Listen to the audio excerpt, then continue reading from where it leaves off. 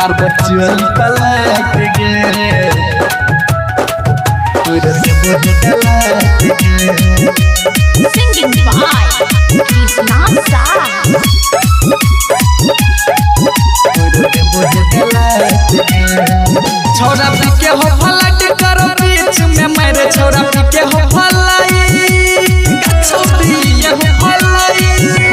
सुन छोरा पीके हो फलाट करो बीच में मेरे छोरा पीके हो फलाट करो बीच में मेरे तोहर गजब समय लगे पर बच्चों पलट गे तोरा देबो हेडलाइट गे बार बच्चों पलट गे तोरा देबो हेडलाइट गे बार बच्चों पलट गे तोरा देबो हेडलाइट गे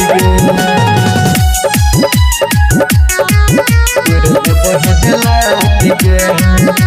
DJ Pawan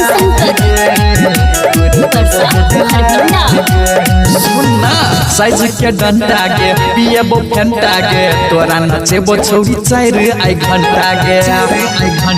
सुना साइज के डंडा गे पिएबो फेंटा गे तोरा नचेबो छौरी 4 आई घंटा गे डीजे वाला मार तो लाइन भर तो चोली में पाइन डीजे वाला मार तो लाइन भर तो चोली में पाइन तोहर काम चहाट गे बार चोली पलाट गे तोरा देबो हेडलाइट गे बार चोली पलाट गे तोरा देबो हेडलाइट गे बार चोली पलाट गे तोरा देबो हेडलाइट गे तोरा देबो हेडलाइट गे DJ Pawan